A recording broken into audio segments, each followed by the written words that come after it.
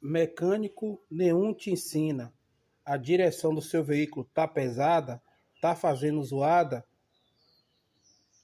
Aqui, pessoal, é o onde fica o óleo de direção hidráulica.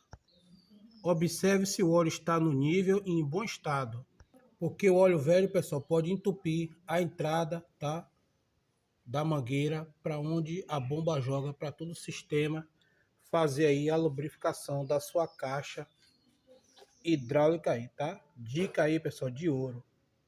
Não leve seu carro no mecânico sem antes verificar essas coisas aí simples.